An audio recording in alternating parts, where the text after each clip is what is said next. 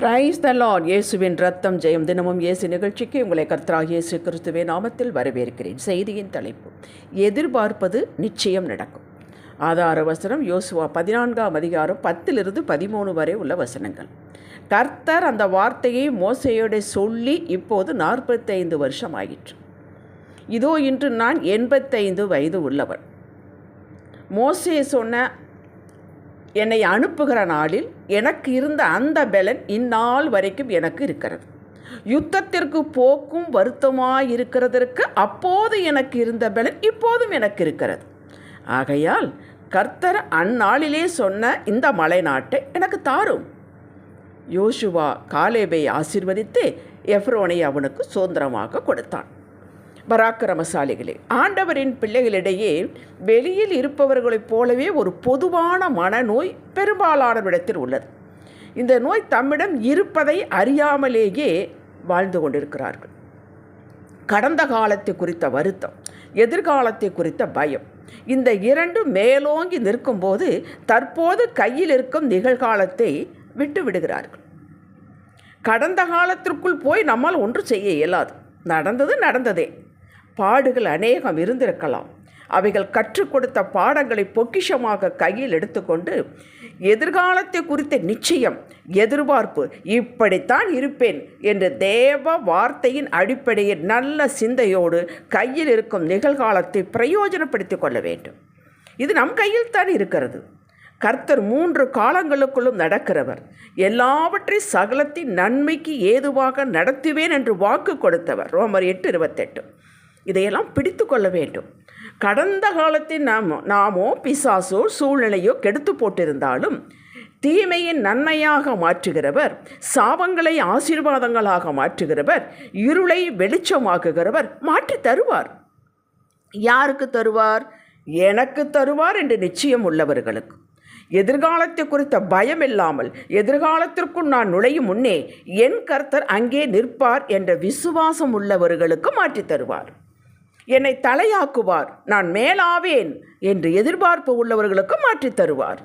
இன்றைய நிகழ்காலத்தில் எது கைக்கு நேரிடுகிறதோ அதை முழு பலத்தோடு உண்மையோடு செய்பவர்களுக்கு இதையெல்லாம் நினைத்து உள்ளான மகிழ்ச்சியை, நிச்சயத்தை வெளியிலே பேச்சாலும் செயலாலும் மகிழ்ச்சியை காட்டுபவர்களுக்கே மாற்றி தருவார், செய்வார், நிச்சயம் செய்வார். வயதாகிவிட்டது, ரிட்டையர் ஆகிவிட்டோம், இன்னும் காலம் போக போக தளர்ந்து விடுவோம், யாரும் நம்மை மதிக்க மாட்டார்கள், அவங்களுக்கு இவங்களுக்கு வந்தது போல் நமக்கு நோய் வந்துவிட்டால் இவங்களெல்லாம் நம்மை பார்க்க மாட்டார்கள், நம் நிலை எப்படியோ என்று மனதிலே புலம்பிக் கொண்டு ஒரு நிச்சயமற்ற தன்மையோடு இருந்தால் அப்படியே தான் நடக்கும். ஏனெனில் நீங்களே உங்கள் எதிர்காலத்தை வரைந்து விட்டீர்கள், அதையே உற்று பார்க்கிறீர்கள், அதையே எதிர்பார்க்கிறீர்கள். பின்ன என்ன வரும்? அப்படி தான் ஆவீர்கள். எதை விதிக்கிறீர்களோ அதைத்தானே அறுக்க முடியும். உங்கள் சிந்தையில் எதை விதிக்கிறீர்கள்? ஏசாயா 65:20 ஆண்டவர் சொல்கிறார், 100 வயது சென்று மரிக்கிறவனும் வாலிபன் என்று எண்ணப்படுவான். சங்கீதம் 103:5 கழுகுக்கு சமானமாய் உன் வயது திரும்ப வாழ வயது போலாகிறது. அதாவது முதிர் வயதிலும் வாலிபம். கர்த்தர் சும்மாவா இதை எழுதி கொடுத்தார்? ஏன் இந்த வார்த்தைகளும் விசுவாசிப்பதில்லை? ஏன் எடுத்து படிப்பதில்லை? முறையாக வேதம் வாசிக்கும் பொழுது இவைகளெல்லாம் வரும். அதை எடுத்துக்கொள்ள வேண்டும். எனதாக்கு என்று எடுத்துக்கொள்ள வேண்டும். ஏன் நீங்கள் இப்படி சொல்லக்கூடாது? நான் 100 வயதுக்கு மேலாக இருப்பேன், அப்போது வாலிபனைப் போல இருப்பேன், மற்றவர்களுக்கு ஆசீர்வாதமாக இருப்பேன், கடைசி வரை பலவானாக இருப்பேன் என்று சொல்லுங்கள். ஏன் சொல்லக்கூடாது? வார்த்தை சொல்லுகிறதுங்க. கர்த்தர் சொல்கிறார் உங்களை பற்றி. அதை எடுத்துத்தான் சொல்லுகிறேன். உங்கள் சரீரத்தை இயேசுவை நாமத்தில் ஆசீர்வதியுங்கள். காலேபு என்னாகமத்தில் 12ஆம் அதிகாரத்தில் மோசே அனுப்புகிறான் 12 பேர். அப்போ அவனுக்கு வயது 45. அவன் சுற்றி பார்த்து 40 நாட்கள் கழித்து வந்து காலேபு யோசுவாவும் பாசிட்டிவாக பேசுகிறார்கள். அப்பொழுது அவன் கேட்கிறான், எனக்கு அந்த மலை நாட்டை கொடுங்கள். மலை நாட்டை கொடுத்தால் அதை சீர்படுத்த வேண்டும், சிறப்படுத்த வேண்டும், ஏகப்பட்ட வேலை இருக்கிறது. ஆனால் அவன் அதை கேட்கிறான், மலை நாட்டை எனக்கு கொடுங்கள் என்று. மோசே ஆண்டவரிடம் கர்த்தரிடம் கேட்டுவிட்டு கொடுப்பேன் என்று வாக்கு கொடுத்து விட்டான். அது மோசேயின் காலத்தில். இப்பொழுது யோசுவா பங்கிட்டு கொடுக்கிறான். அவன் சொல்லுகிறான், 45 வயது. அப்பொழுது எனக்கு மோசே பதில் கொடுத்தார், கர்த்தரிடம் கேட்டு எனக்கு கொடுத்தார், மலை நாட்டை தருகிறேன் என்று. இப்பொழுது எனக்கு 85 வயது. அப்போ யுத்தத்துக்கு போன பலம் எனக்கு இப்போ இருக்கிறது. இவை எப்படி வயசாயிருச்சு, இந்த மலைநாட்டை கொடுத்து என்ன பண்ண போகிறேன்னு நினைக்காதீர்கள். அந்த அர்த்தத்தில் சொல்கிறான். நான் சீர்படுத்துவேன், அதை பட்டணமாக்குவேன், எனக்கு கொடுங்கள். அன்று பெற்ற வாக்கை 85 வயதில் கேட்டு பெற்றுக்கொள்கிறான். அவன் சும்மா பொய் சொல்லவில்லை. நான் வாலிபனாக இருக்கிறேன், எனக்கு யுத்தத்துக்கு போக பலன் இருக்கிறது. அப்படித்தான் அவன் சரீரத்தை வைத்திருக்கிறான். நாமும் அப்படித்தான் இருக்க வேண்டும். ஒரு உண்மை சம்பவத்தை சொல்கிறேன், ஆனால் இதுபோல் நடங்கள் என்று நான் உற்சாகப்படுத்தவில்லை. ஒரு சம்பவத்தை சொல்கிறேன், அவ்வளவுதான். நடந்த சம்பவம். ஒரு தகப்பனுக்கு 3 பெண் பிள்ளைகள், ஒரு ஆண் பிள்ளை. திருமணம் நடந்து அவர்களுக்கெல்லாம் சொத்துக்களை எல்லாம் பிடித்து கொடுத்து தோட்டம் துறவுகளை எல்லாம் பங்கிட்டு கொடுத்து விட்டார். அவருடைய காலத்துக்கு அப்புறம் இவர்களுக்கு அது சேர வேண்டும் என்று உயிர் எழுதி வைத்து விட்டார். பிள்ளைகள் பிறந்தது, பேரன்கள் பேத்திகள் பிறந்தார்கள். அவர்களுக்கும் திருமணம் நடந்தது. நன்றாக கவனியுங்கள், அவருக்கு வயது 75. இப்பொழுது இவர் எதிர்பார்த்த அளவுக்கு பிள்ளைகள் இவர்களை நடத்தவில்லை. அவர்கள் சொத்தில் மேலேயே கண்ணாக இருந்தார்கள். என்ன செய்தார்? 75 வயது திருமணம் முடித்தார். உயிரை உடைத்தார். அதுக்கு ஒரு பெண் குழந்தை பிறந்தது. அந்த பெண் குழந்தை வளர்ந்து அந்த தாய் தகப்பு நன்றாக பார்த்தது. அதுக்கப்புறம் 90-95 அவர் மரணம் அடைந்தார். இப்படி செய்யுங்கள் என்று சொல்லவில்லை. அவ்வளவு தைரியம், அவ்வளவு திடகாத்திரம், விட்டு கொடுக்காத தன்மை. ஐயோ இப்படி ஆகிவிட்டது என்று புலம்பிக் கொண்டு இருக்கவில்லை. அடுத்து தன்னுடைய எதிர்காலத்தை நிர்ணயித்தார். அது உலகத்திற்கு வெளியே இருப்பவர்களுக்கு இவ்வளவு தில் என்றால், நாம் கர்த்தருடைய உடன்படிக்கையில் இருக்கிறவர்கள், வாக்குத்தத்தத்தின் பிள்ளைகள், ஆசீர்வாதத்துக்கு அத்தனைக்கு உரியவர்கள், ஆபிரகாமின் சந்ததியில் வந்தவர்கள், நமக்கு எவ்வளவு தில் இருக்க வேண்டும் என்று யோசித்து பாருங்கள். எதை சிந்தையில் விதைக்கிறீர்களோ அதையே நினைக்க வேண்டும். தண்ணீர் ஊற்றி வளர்த்து அதுதான் வளைந்து விளைந்து நிற்கும். ரிசல்ட் அமோகமாக இருக்க வேண்டுமால் விதைப்பும் அப்படி இருக்க வேண்டும்.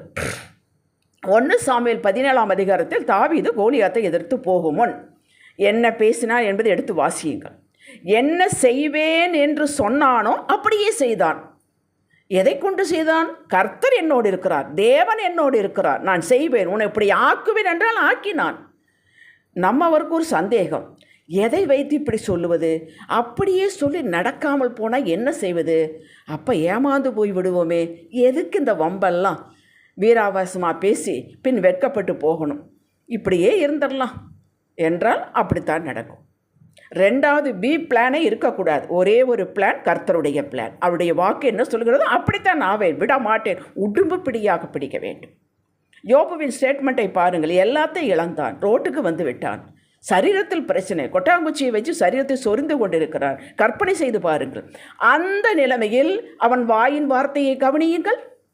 என்ன சொல்கிறான்? அவருடைய வாயின் வார்த்தைகளை எனக்கு வேண்டிய ஆகாரத்தை பார்க்கலும் அதிகமாய் காத்து கொண்டேன், எனக்கு குறித்திருக்கிறத அவர் நிறைவேற்றுவார். யோபு 23:12-14 நிறைவேற்றினாரே.